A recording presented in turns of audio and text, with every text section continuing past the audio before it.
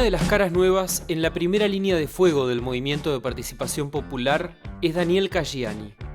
Con 32 años, la mitad de ellos marcados por la militancia estudiantil y política, este diputado por Montevideo integra desde 1998 el Movimiento de Liberación Nacional, que en poco tiempo más atravesará una convención que muchos visualizan como un mojón importante en la historia de los Tupamaros.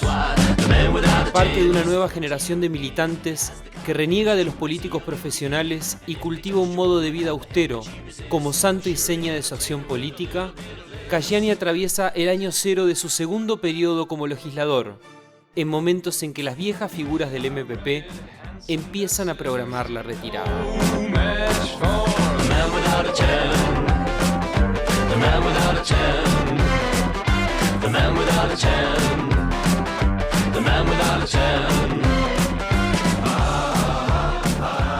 Daniel Casciani, diputado del Movimiento de Participación Popular, bienvenido a Primera Vuelta.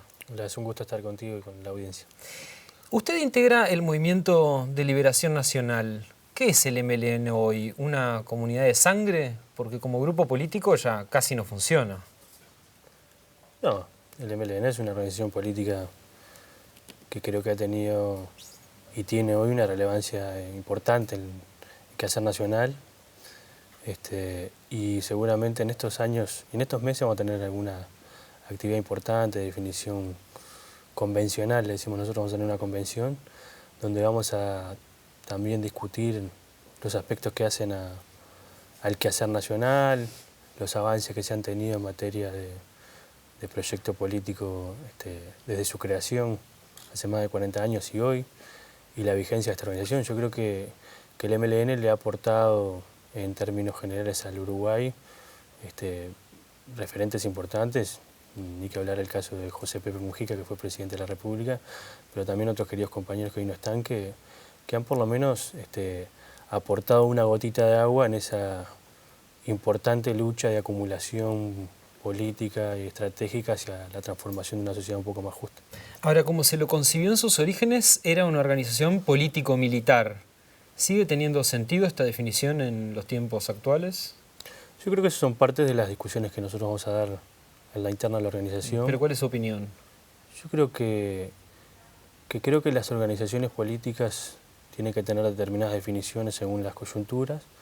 Creo que el MLN hoy está integrado plenamente al sistema democrático y en realidad creo que queda mucho por transformar todavía en este país, mucha gente para sacar de la pobreza, mucha gente para que se siga incluyendo en determinados sectores que hoy no tienen, por ejemplo, capacidad para poder tener los servicios mínimos o para poder sobrevivir, y creo que es una tarea todavía que nos queda pendiente y creo que el MLN en ese sentido tiene para aportar mucho. O sea que usted es de la opinión de que la definición debería ser una organización política, ya no militar como lo fue en la década de los 70. Yo creo que es una discusión que vamos a dar en la interna nuestra, de nuestra organización, y eso se va a definir. Me parece que en realidad las organizaciones toman determinadas posiciones de lucha en función del contexto que existe en el país. Cuando surgió el MLN, en realidad la sociedad era una sociedad bastante precarizada, era una sociedad que venía de una militarización muy fuerte, que se estaba desarrollando medidas prontas de seguridad de manera importante, donde en realidad la propia creación de la CNT se prevía que en caso del golpe de Estado tener determinados planteamientos y determinado por lo menos nivel de resistencia, y por tanto existía un contexto político y social que hacía que el MLN adopte determinadas formas de lucha. Creo que ese contexto hoy hay que analizarlo y para ver si realmente estamos en ese contexto. Yo creo que en realidad hoy tenemos una plena vigencia de la democracia, creo que en realidad tenemos una primavera en cuanto a los derechos que existen en la ciudadanía, creo que se han logrado ampliar esa base o ensanchar esa base de derechos que hoy tiene la sociedad. Hay muchos colectivos que hoy por lo menos tienen reconocimientos que antes han estado velados y por tanto creo que la organización política tiene por lo menos para seguir transformando y acumulando fuerzas en este plan. Porque esta definición de militar en definitiva vendría hoy en día a querer decir que están como en contra de su propio gobierno.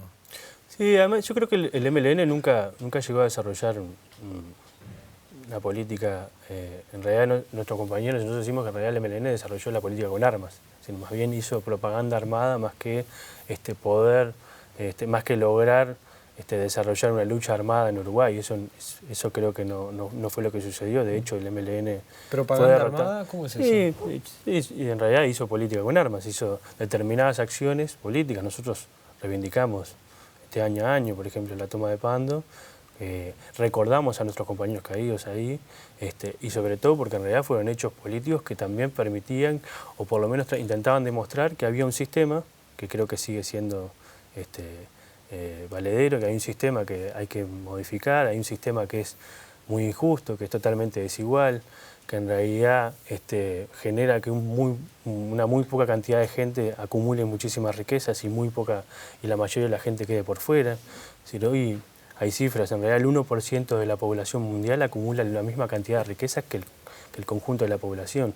Hoy en Uruguay, en el mundo, se mueren 33.000 niños por día de enfermedades que podrían ser evitables. O sea que quedan los simbolismos, como el de la toma de Pando, por ejemplo. No, creo que queda sobre todo la vigencia de seguir peleando por esa sociedad más justa y sobre todo queda sobre todo el objetivo, que en realidad creo que nosotros tenemos que seguir luchando por una sociedad más justa para todos y creo que eso cada vez se ve en toda Latinoamérica y también en Uruguay. ¿El MPP es un gigante estúpido, como se lo definió hace un tiempo Marenales?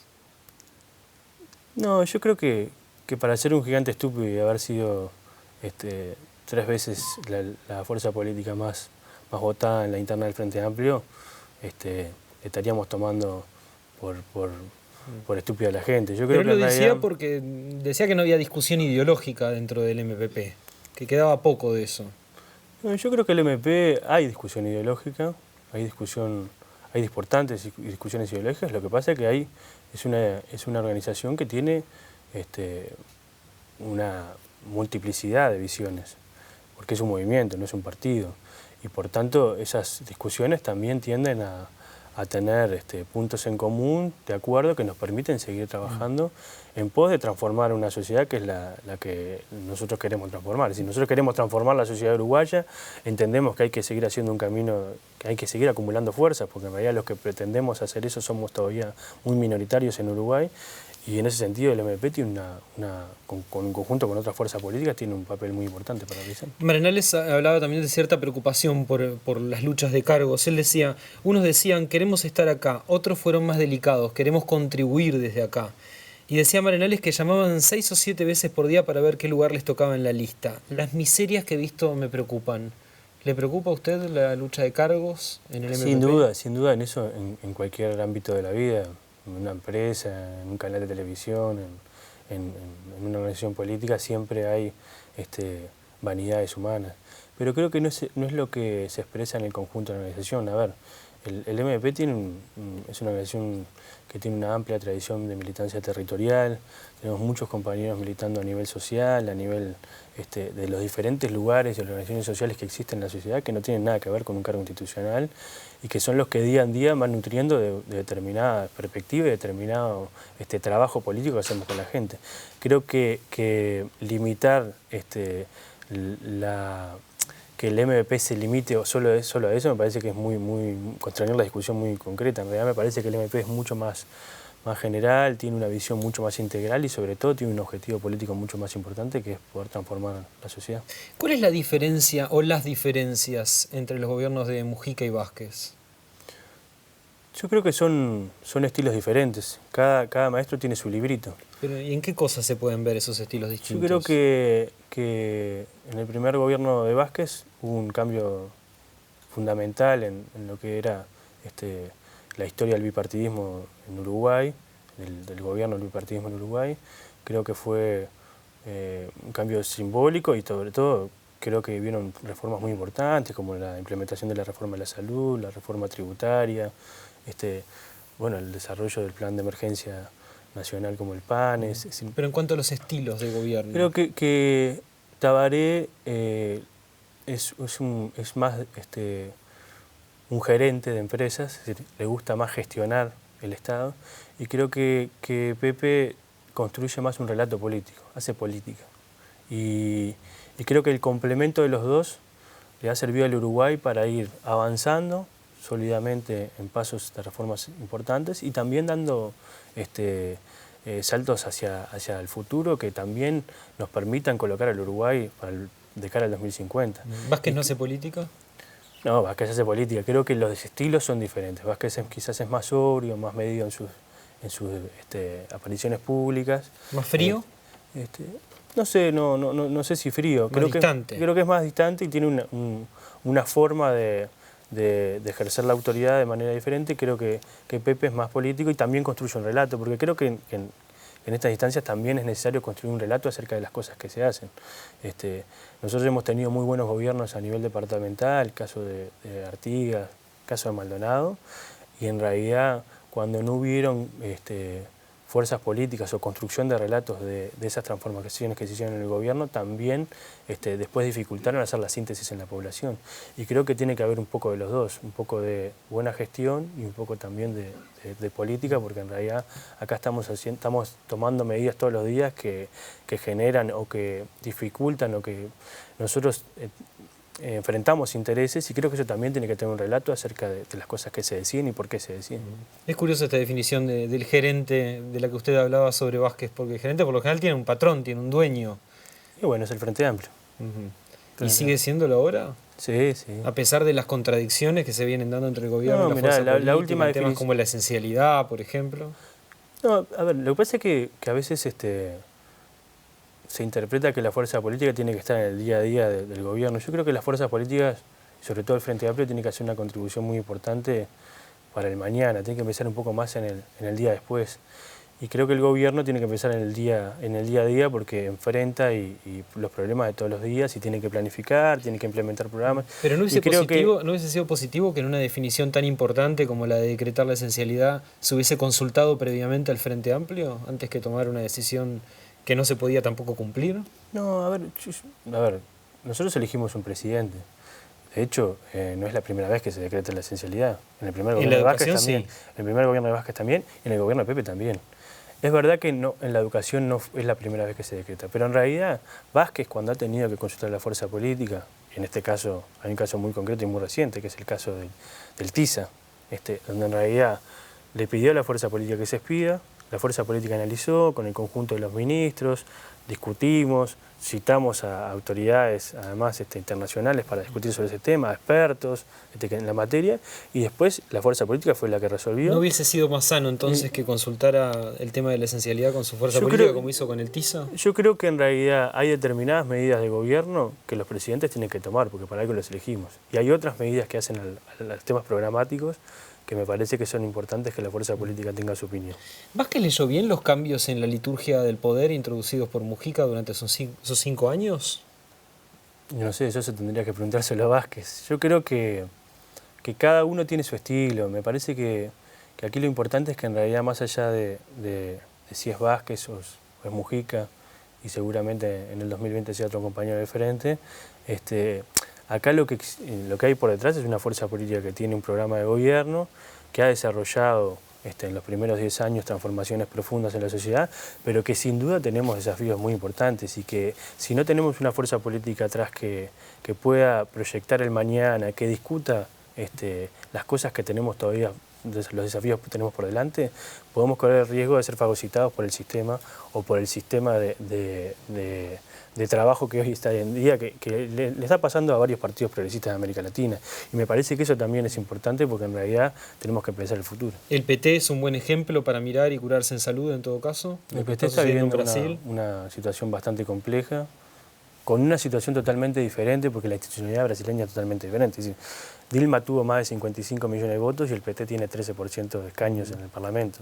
Es decir, el sistema electoral brasileño es totalmente diferente, pero creo que lo que tienen que hacer las fuerzas políticas de izquierda, y creo que el Frente Amplio tiene una responsabilidad sustantiva, porque en realidad es una fuerza política que tiene más de 40 años, que ha logrado unificar a varios sectores de la izquierda que en otros países están divididos y están en modelos diferentes, ha logrado establecer un programa con un modelo de desarrollo o estrategias de desarrollo importantes, pero que tiene que superar y ver cómo nosotros seguimos incluyendo y cómo seguimos transformando el Uruguay para que sobre todo se pueda incluir más y sobre todo sea un poco más democrático. Le invito a hacer una primera pausa.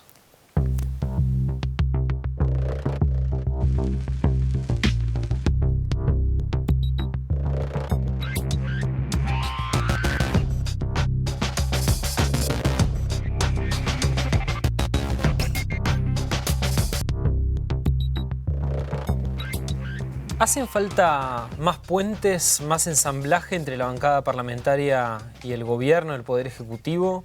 ¿Alguien que actúe como tal, como pedía la senadora Daniela Paisén en esta misma mesa? A ver, nosotros tenemos, cada uno de nosotros integramos comisiones y tenemos ministros referentes. En caso yo estoy en la Comisión de Transporte y Obras Públicas, tengo muy buena relación con el Toto Rossi. Quizás es verdad que en el gobierno pasado había una función que cumplía tanto Canepa, el prosecretario de la Presidencia, como el secretario, que había un ida y vuelta más fluido con la bancada, y quizás un teléfono rojo. Quizás hoy esa función no se estaría cumpliendo del todo hoy, pero por ejemplo con Roballo, con el propio Álvaro García. No Pablo, con Miguel Ángel Toma, el secretario de Presidencia. Con Toma, yo personalmente no he hablado específicamente por ningún tema, pero también se ha tenido relación. Lo pregunto porque Daniela Paisén decía, con Toma tenemos un diálogo muy distante, muy formal, no el que podemos tener de frente amplista a frente amplista. Yo creo que con Toma, pero esto es una opinión, me parece que Toma no le gusta las apariciones públicas y sobre todo parlamentarias. Creo que ahí el que trabaja más y que podemos trabajar más con él es con Roballo. Pero un secretario de la Presidencia debería tener un relacionamiento bueno, pero es un tema personal. No, pero no hay ningún problema de relacionamiento. Quizás es un tema más bien en las cuestiones personales. Pero, a ver, nosotros tenemos muy buen relacionamiento tanto con Pablo Ferrer y con Roballo, con cada uno de los ministros, con el propio director de la OPP. O sea que en realidad, y con el propio presidente. De hecho, hemos tenido varias reuniones con él. Pero ahí no hay discusión política. Ahí simplemente presentación de proyectos que se envían al Poder Legislativo. Las reuniones con Tabaré han sido de agenda abierta. Él ha planteado en alguna instancia las primeras los proyectos de ley que iba a enviar y después hubieron espacios de intercambio entre los ministros, el propio presidente y la bancada de oficialista. Y después hemos tenido reuniones con Tabaré en términos políticos de la propia bancada. Y nunca se ha limitado la discusión. En realidad, él ha dado su opinión. Sí, pero por algo no sucede aquello que sí sucedía cuando Mujica reunía a los ministros y a la bancada en Suárez. Y lo que pasa es que Pepe era hasta diferente en la forma que nos citaba. Pepe nos citaba a almorzar, comíamos unos chorizos al pan, y además discutíamos. Pero creo que más allá de la metodología, en realidad los canales de discusión están abiertos y por lo menos hemos tenido los espacios para poder transmitir. Yo creo que acá hay un elemento que está faltando y que sí estaba en el gobierno de Pepe y que lo que hacía la propia presidenta del Frente Amplio, que es la presidencia de la fuerza política y la fuerza política. Nosotros hoy tenemos una fuerza política que no tiene autoridades o tiene autoridades rotativas y por tanto se ven resentidos su papel de articulador tanto entre la bancada y el Ejecutivo como la bancada con la sociedad o el Ejecutivo con la sociedad. Es decir, me parece que hay un articulador que está faltando y que creo que cuando Mónica fue presidenta lo cumplió de buena manera. ¿Mujica podría ser un buen presidente del Frente Amplio? Yo más que hablar de nombres, a mí me gustaría hablar de las cosas que necesitamos de hacer para el futuro como fuerza política. A veces siempre terminamos hablando de los nombres. Pero a veces es necesario un peso pesado al frente de la fuerza política. Hay que hablar que la persona que pueda ejercer el cargo de presidencia tiene que tener todo el respaldo político de los frente amplistas. Y creo que en ese sentido ha sido muy acertado continuar con el proceso que se había iniciado en el 2016 cuando nosotros propusimos como MP, de que las autoridades del Frente Amplio sean electas de manera directa por voto directo. Por tanto, bien. Ahora, ¿Mujica es un buen candidato para usted? Bien. Se lo pregunto como dirigente político que es. Yo creo que a Pepe le queda grande el Frente Amplio. Yo creo que Pepe es un jugador global. Hoy vas a cualquier parte del mundo y de las dos cosas que te preguntan, una es por Pepe Mujica. Y me parece que Pepe tiene una contribución para hacer a nivel regional, en cuanto al tema de la integración, que lo hizo cuando fue presidente, pero me parece que hay que seguir continuándolo, y hoy está jugando un papel muy importante en la propia, por lo menos coyunturas en los diferentes países de la región. Entonces me parece que Pepe, sin duda que podría ser un gran presidente del Frente Amplio, pero que yo creo que le queda chico el Frente Amplio. No necesita ser el presidente del Frente Amplio para lo que tendría que hacer Pepe.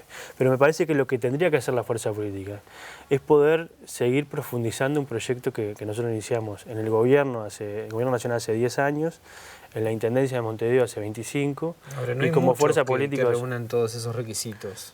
Pero me parece que lo importante es la forma de cómo se accede. Es decir, si nosotros lo hacemos, si la elección es mediante voto directo, creo que tiene una legitimidad. La tuvo la propia Mónica Xavier.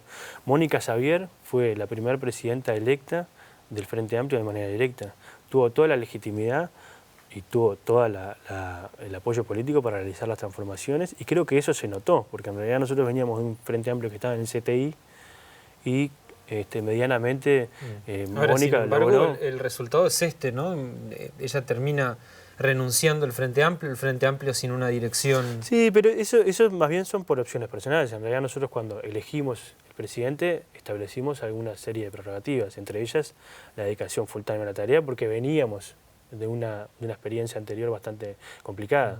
Y ahora, Xavier aspiraba a permanecer en la presidencia del Frente Amplio, siendo también legisladora. sí, pero bueno, justamente antes de saber quién iba a ser la presidenta o el presidente, nosotros habíamos establecido como condición importantísima que tenga una dedicación full time. Después la compañera Mónica entendió imprescindible que ella tenía que seguir en el Senado, y me parece que es una decisión legítima de Mónica, y por tanto... Pero no buena para el Frente Amplio. Y yo creo que en realidad, por lo menos dificultó ahora, porque nosotros vamos a estar en unos meses sin una conducción legitimada por las urnas. De todas maneras tenemos la mesa política, el secretariado, pero me parece que ahí hay un tema muy importante, que es cómo hacemos para pensar los temas de futuro. Es decir, nosotros hemos logrado transformar esta sociedad, hemos logrado incluir un montón de gente, pero todavía tenemos problemas complejos. Es decir, tenemos una concentración de la economía en términos de su propiedad, de los principales factores productivos del Uruguay, que todavía están ahí. Sobre eso, ¿cómo debería avanzarse en materia de agenda redistributiva? Un tema que ustedes, en el EPP, en el que ustedes vienen insistiendo hace un tiempo. Nosotros hicimos con el grupo de los tres, con la 711 y el Partido Comunista, se elaboró en conjunto un documento que sobre todo plantea nuestra visión acerca del papel de las empresas públicas, la inversión pública, y sobre todo cómo podemos ir avanzando en materia de redistribución mediante la vía impositiva, mediante también la aplicación de determinadas políticas públicas. Aumentando la carga tributaria. Esa discusión nosotros también acordamos en la interna del Frente Amplio, que por el momento que estamos viviendo desde el punto de vista de la coyuntura, en realidad nosotros vivimos en un proceso seguimos creciendo, pero a tasas menores, en realidad menos del 2,5 vamos a crecer este año, y si bien la región no va a crecer, nosotros vamos a seguir creciendo, por tanto es importante. Y por tanto dijimos, bueno, vamos a establecer por lo menos, a dar la discusión presupuestal, y démonos un tiempo para en 2017 poder discutir de fondo en cómo seguimos avanzando en la redistribución de la riqueza. ¿Y cómo debería avanzarse? ¿Una alternativa es apuntar a una mayor carga tributaria de algunos sectores? Yo creo que una de las puntas es sin duda establecer por lo menos impuestos progresionales, es decir, progresivos en realidad, y sobre todo a los sectores de capital. Pero esto no lo decimos nosotros, lo dice Piketty en el libro del Capital del siglo XXI. En realidad, ahora, ¿cómo se explica entonces que el gobierno se haya amputado la posibilidad de poner nuevos impuestos en la campaña electoral? No, a ver, Tabaré planteó una situación, pero en realidad el programa de gobierno plantea otra. Pero el presidente se comprometió en la campaña a no poner más impuestos. El programa de gobierno establece que es necesario seguir avanzando en materia de mejor distribución de la riqueza, en materia de mejor distribución de los ingresos, y una de esas vías es sin duda la base impositiva. Otras son el establecimiento de políticas públicas para apuntalar y y hacer que determinados sectores puedan crecer y también tengan un derrame en el conjunto de la sociedad. Ahora, por tanto, en realidad la discusión no está está cerrada. Me parece que justamente el programa es que marca por lo menos el camino. Ahora, pero el presidente comprometió su palabra en contra de todo eso en la campaña electoral. El ministro de Economía dice que no lo ve viable. ¿Cómo se podría concretar algo de esto? Yo creo que tiempo al tiempo. En realidad, por suerte, la sociedad es mucho más compleja. Amanece todos los días, como dice el dicho, y en realidad en el 2017 vamos a poder abordar esta discusión. Yo creo que vamos a tener que ver cómo nos va en esta etapa, en estos 2 años. Nosotros hicimos un presupuesto que apunta primero a estos 2 primeros años, donde en realidad vamos a incrementar el gasto en más de 470 millones de dólares, sobre todo volcado al sistema educativo, a la mejora y a la implementación del Sistema Nacional de Cuidados, al Sistema Nacional Integrado de Salud, bueno, a la primera infancia y a todo lo que tiene que ver con los gurises que están privados de libertad.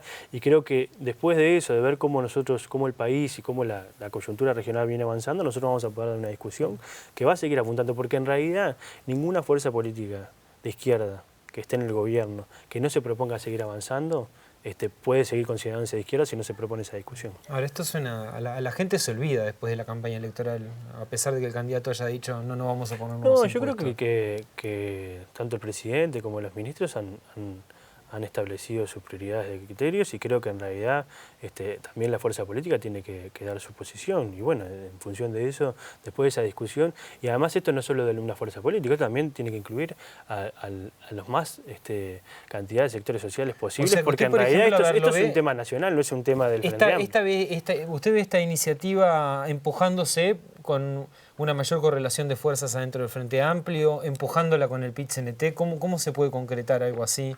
Cuando el presidente no es empujando, es acuerdo. convenciendo. Yo creo que en realidad nosotros hemos aprendido en estos años que en realidad las discusiones y las cosas no se hacen a los empujones y a los ponchazos, sino que se hace debatiendo, exponiendo nuestras ideas, nuestros argumentos, y sobre todo pues resolviendo en función de las grandes mayorías. Y creo que ese ha sido por lo menos uno de los principales elementos centrales que ha tenido el gobierno. Hablar de empujar, como empujar la discusión, digamos. No, está bien, yo creo que hay que tratar de que el conjunto de la sociedad, y no solo la impositiva, porque a veces se tiende a solo poner la cuestión impositiva como el único elemento para hablar sobre la redistribución de la riqueza. Yo creo que también diversificando nuestra estructura productiva, generando encadenamientos en nuestras principales empresas, mejorando las empresas públicas, eso también es redistribución de la riqueza, y creo que eso también es parte de la discusión que tenemos que dar como sociedad y sobre todo hacia el futuro. ¿Debería replicarse en Uruguay un programa de mantenimiento para evitar el remarque de los precios, como es Precios Cuidados en la Argentina?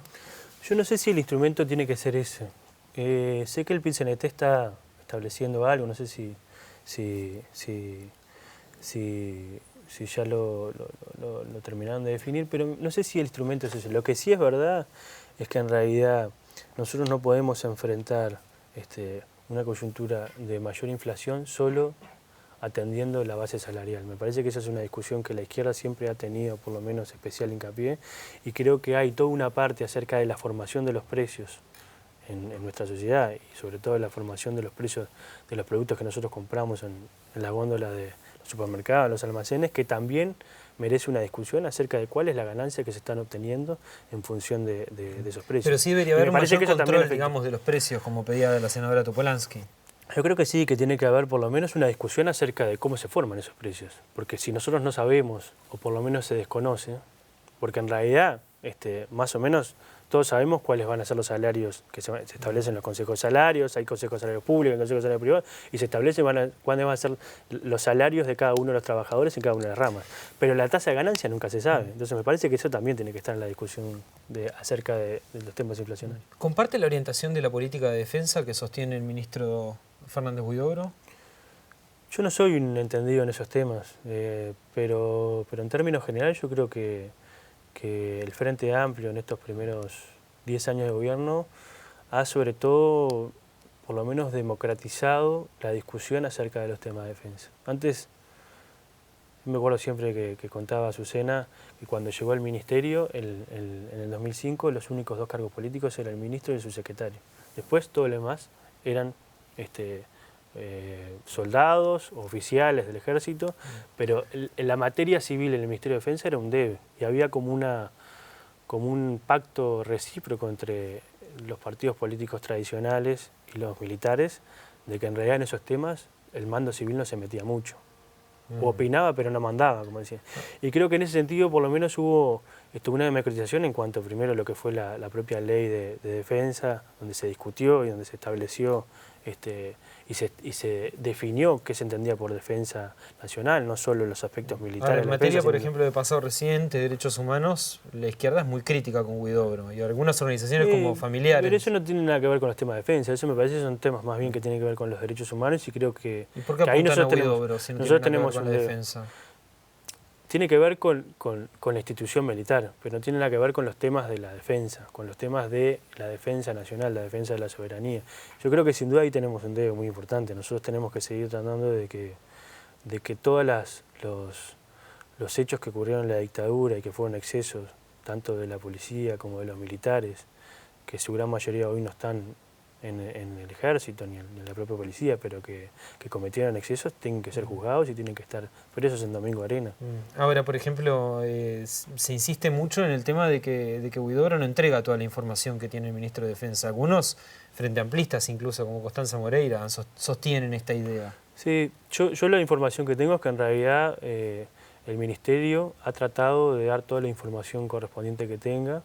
Y bueno, ahí hay una opinión, un conflicto entre los que dicen algunos y los que piensan otros, pero me parece que más allá de las discusiones me parece que no es entre Fernández Huidobro, ministro de Defensa, y las organizaciones de derechos humanos, sino es cómo avanzamos como sociedad en tener una actitud que permita primero castigar esos excesos que hubieron en un proceso bastante complejo para el Uruguay, como fue la dictadura, y sobre todo tratar de hacer memoria y justicia sobre esos temas. Y creo que eso es importante. En esa lógica, yo nací en el 83. Yo nací en el 83, casi terminando la dictadura, pero tengo familiares, tengo amigos de mis amigos, familiares que fueron desaparecidos o que estuvieron presos y estuvieron torturados, y lo siento como propio y creo que eso es importante que avancemos porque en realidad es un tema muy, muy delicado para toda la sociedad. Lo invito a hacer una nueva pausa.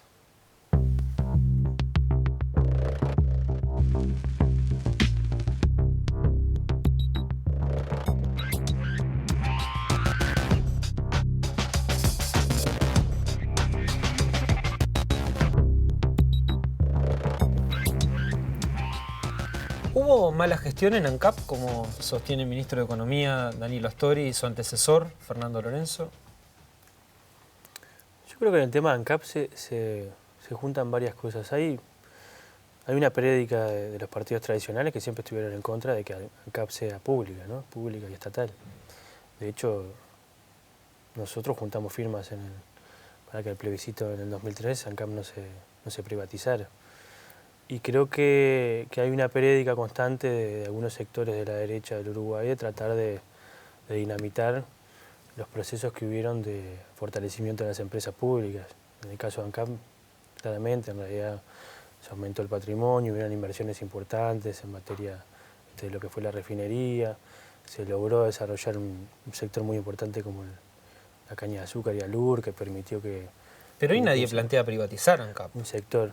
Bueno, si uno estudia algunas situaciones, siempre lo primero que hace algunos sectores, sobre todo, siempre es horadar primero lo público, ¿no? Es decir, que lo público es ineficiente, que lo privado es mejor, que en realidad acá no hay una lógica racional, donde en realidad se establecen objetivos concretos para mejorar el país, sino que en realidad acá hubo un despilfarro. Y después de eso, lo que te queda es, no te voy a dar más recursos, y después de eso tenemos que privatizar porque en realidad no tenemos las inversiones necesarias para poder seguir desarrollando. Yo creo que ANCAP, y en eso creo que tiene que haber un costo país, ANCAP realizó inversiones muy importantes que permitieron, entre otras cosas, dinamizar sectores y sobre todo lugares del Uruguay que antes estaban bastante jodidos. ¿No hubo despilfarro en ANCAP? No, a mí no me consta. Yo creo que en realidad lo que sí puede haber habido en algunos sectores problemas de gestión. Ahora, porque en realidad una empresa tan grande... Da la sensación de que hay algunos excesos, por ejemplo, en las cifras que se manejan para la publicidad y que por estos días son materia de muchas notas periodísticas, Pero, por ejemplo, $360.000 para la organización de la inauguración de la planta desulfurizadora, $700.000 para la publicidad de este evento, 270.000 para una feria en Paraguay, 330.000 para la Trotan Cup, 250.000 para la inauguración de la planta de Portland en Minas, que no fue operativa. A mí, parlamentario del oficialismo, me resulta cifras muy importantes y sin duda, a ver, nadie puede desdramatizar esta situación. Yo creo que también en ANCAP a veces se juntan algunas vendetas, ¿no? Yo creo que quizás algunos en ANCAP le están cobrando el cierre del chorro de nafta Pluna. Y me parece que quizás ahí hay otras cosas por detrás. Y me parece que eso no le hace dentro del oficialismo. Y me parece que no le hace bien a la izquierda, porque en realidad discutir quién es el mejor gestor dentro de la izquierda es bastante complejo. Yo creo que la fuerza política ha logrado tener bastantes niveles de aceptación en la población porque ha tenido un compromiso de mejorar el sector público, y las empresas públicas fueron un motor muy importante. A ver si entendí bien. Entonces, usted lo que está diciendo es que Astori le está cobrando a Sendik el tema de ANCAP. No, yo no dije eso. Yo creo que a veces hay un ensañamiento con ANCAP y creo que en realidad... ¿Y qué responde a eso?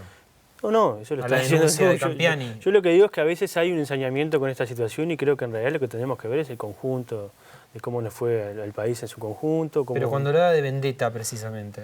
Y a ver, yo entiendo que a veces, como hubieron determinadas definiciones que se tomaron en la óptica presidencial, es decir, en la presidencia de la República para seguir fomentando el desarrollo de ANCAP, quizás eso después generó determinadas resquemores, pero me parece que eso no es lo central de la discusión hoy. Me parece que lo central es tratar de ver, acá se ha dicho de todo, acá se ha dicho que en realidad ANCAP financió a determinados grupos políticos, que en realidad fue una forma de exaltar la figura de Raúl Sendik para ser candidato a presidente, y por ahora, hoy, lo único que tienen para hacer una denuncia es, y que creo que hay que hacerlo, y todo lo que es un traspaso de $5.000 para una radio que auspiciaba el propio Ministerio de Educación y Cultura en Quebracho. O sea que en realidad pero la montaña parió un ratón. En realidad acá a veces la derecha se trata de emparentar determinadas situaciones con determinadas situaciones que pasan en otros países.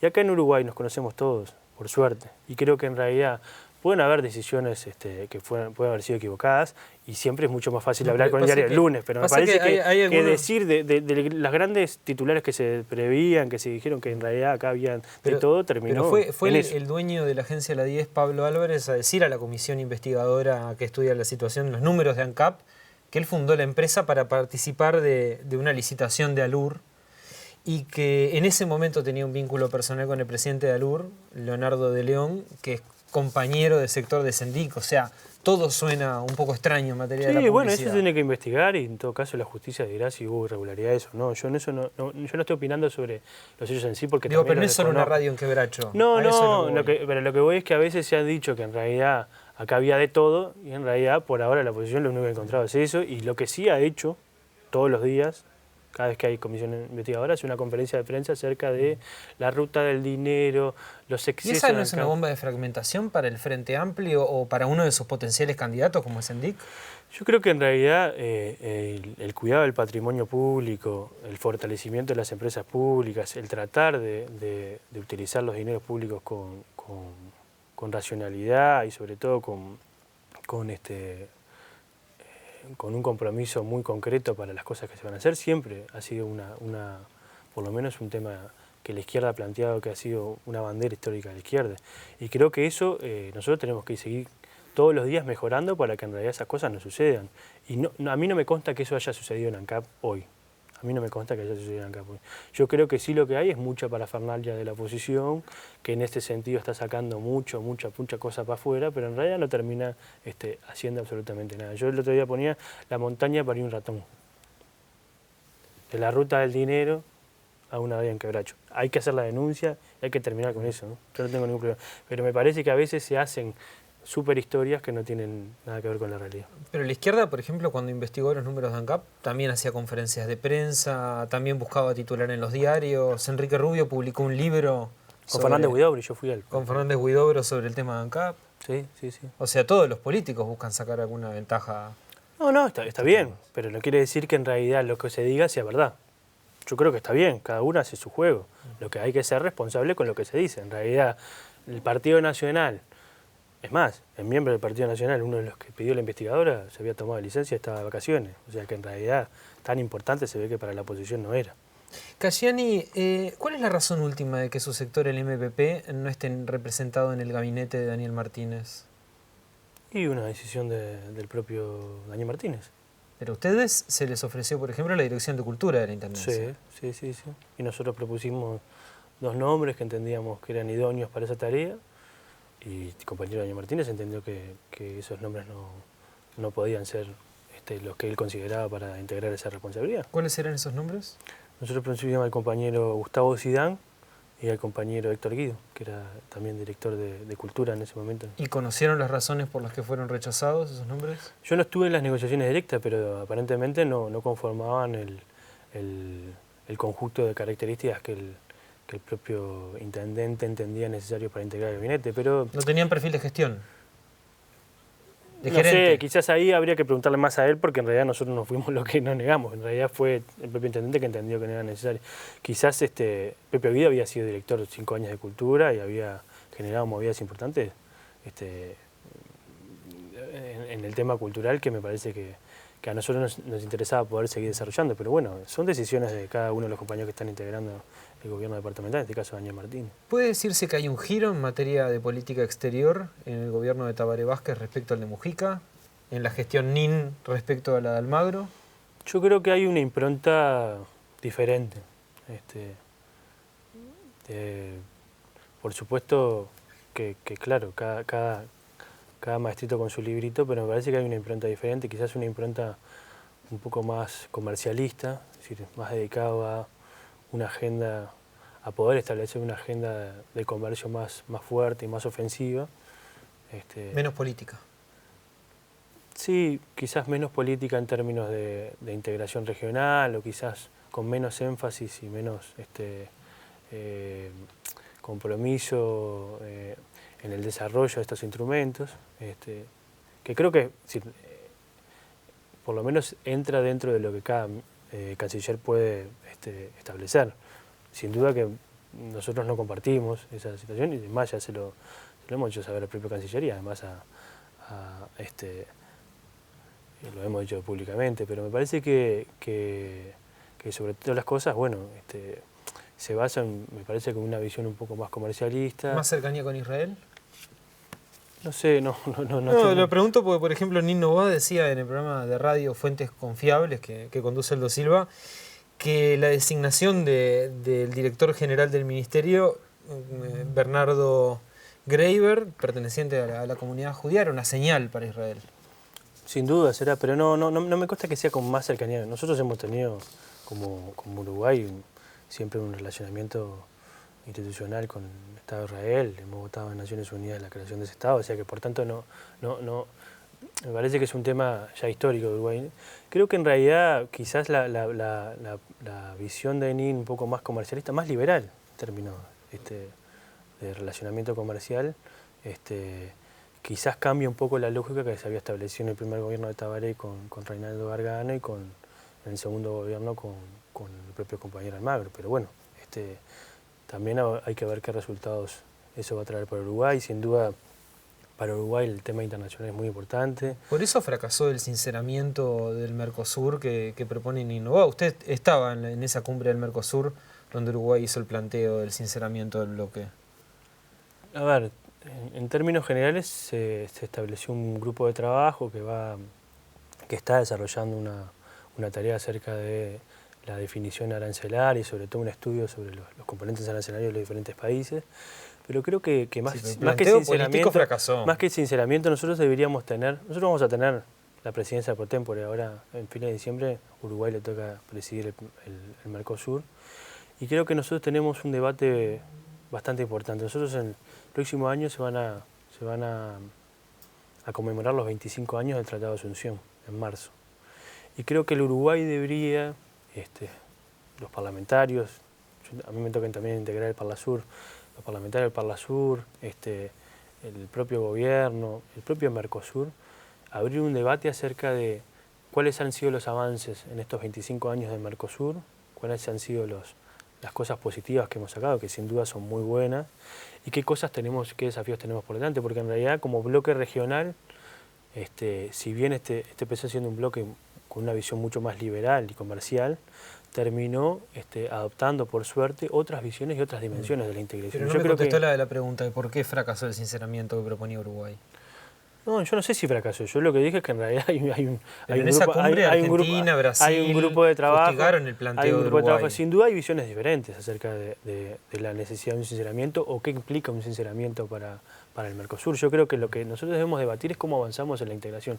Nosotros tenemos un bloque que tiene más de 300 personas, más de 300 millones de habitantes, es la quinta economía mundial, tenemos las reservas de agua más importantes de agua potable del mundo, somos la reserva forrajera, es decir, producimos soja, producimos alimentos para un mundo que cada vez crece más. Nosotros en el 2050 van a haber más de 9.600 millones de habitantes, miles de millones de habitantes en la Tierra, y la mayoría van a nacer en países en desarrollo, por tanto van a necesitar alimentos. Y creo que como posicionamiento geopolítico y geoestratégico, nosotros debemos debatir esas cosas, porque en realidad cuando se creó el Mercosur hace 25 años, yo tenía 7 años y seguramente tú eras muy chico, habían cosas que no existían o cosas que ni siquiera pensábamos que iban a suceder, o alineamientos políticos o avances tecnológicos, avances productivos, avances de transporte. Me parece que creo que el bloque regional se dé un debate acerca de cómo avanza en materia de integración, sobre todo para mejorar la calidad de vida de todos los ciudadanos, que creo que es el fin último de todo. ¿Usted observa con preocupación el devenir de la Venezuela chavista, como lo hacen algunos compañeros suyos en el Frente Amplio, como Daniela Paisé, Rafael Michelini, el propio Milton Romani, que estuvo en este programa? Hablan de Leopoldo López como un preso político en Venezuela. No, yo creo que en Venezuela no hay presos políticos. Yo creo que en Venezuela hay políticos presos, que es diferente. ¿Y cuál es la diferencia de eso? Y la diferencia de eso es que en realidad hay un sector minoritario de la oposición venezolana, que es una oposición golpista, que ha decidido, y que decidió en su momento, y lo estableció en una carta pública, María Corina Machado y Leopoldo López, y otros integrantes de la oposición, muy minoritarios que generalmente no tienen casi votos, no estaba Capriles en esa posición, de establecer el programa de lo que llamaba la salida, y que establecía una escalada de violencia que generó 43 muertos en Venezuela. Y fue a partir de eso que el propio Leopoldo López fue condenado a muerte por sus propios integrantes de su mismo grupo político, y fue él el que se entregó a las autoridades de Venezuela. No fue el gobierno de Venezuela que lo fue a buscar, fue él que se entregó. Entonces, me parece que acá hay una situación de inestabilidad y sobre todo de un sector muy pequeño de la oposición venezolana que tiene actitudes antidemocráticas. Y creo que nosotros, como uruguayos, más que establecer un rango de cuánta democracia hay en un país, tenemos que tratar de ayudar a que en realidad tanto el gobierno como la sociedad, el pueblo y su oposición busque los mejores mecanismos para, en su total diferencia que pueden tener de modelo, encuentren los caminos de entendimiento para que los problemas que puedan tener se establezcan en el marco democrático. Ahora, me parece que eso ayuda mucho, porque por ejemplo rechazaron la misión electoral de la OEA que ofrecía un compañero suyo del MVP, Luis Almagro. Sí, ellos creo que han tenido por lo menos una diferencia con la OEA, pero sé que va una diferencia importante, seguramente, ¿no? va a participar. Un cruce de cartas con... No, pero a ver, las elecciones venezolanas... El vicecanciller que fue durísimo. ¿Usted sabe cuántos vienen a controlar las elecciones de Uruguay? Pocos. Ninguno, porque nosotros no aceptamos que nos observen las elecciones. Sí, pero ¿alguna misión de acompañamiento? Las elecciones de Venezuela deben ser las más observadas en la historia del mundo, de las elecciones de cada uno de los países. Sí, pero por ejemplo, y está bien, y yo creo que está bien. El centro Carter no se rechazó. Es más, el centro Carter va a participar de las elecciones, y es más, le adelanto, nosotros como parlamentarios del Mercosur, la UNASUR va a participar también la UNASUR es la misión que aceptar. Y seguramente el Parlasur, que tiene un Instituto de Derechos Humanos que acompaña las elecciones y que vamos a ir ahora, van a ir los compañeros que integran seguramente acompaña a Buenos Aires, también van a ir a... Ahora, Brasil se salió de la misión de la UNASUR. La autoridad electoral brasilera dice que no están dadas las condiciones para ir a controlar. Yo no tengo ese dato acerca de si salió o no. Sé que en realidad la UNASUR como tal, que la integra en el conjunto de los países, que integran América Latina van a participar de cosas. Así que creo que si Brasil no participaría sería algo muy, muy complejo. No tengo ese dato, yo creo que en realidad lo que nosotros tenemos que tratar es lograr que justamente todas las elecciones de América Latina sean tan cuidadas como la de Venezuela y sobre todo lograr que a veces no haya como una simetría en el tratamiento de las cosas. ¿Usted sabe cuántos presos políticos hay en Perú? Diga, Hay más de 600 presos políticos, de Sendero Luminoso y de hoy. no son políticos presos esos. ¿Cuántas cartas ha escrito Vargas Llosa por ese tema? Ninguna. Daniel Casciani, diputado del MPP, gracias por venir esta noche a Primera Vuelta. No, muchas gracias a vos y muchas gracias a la audiencia.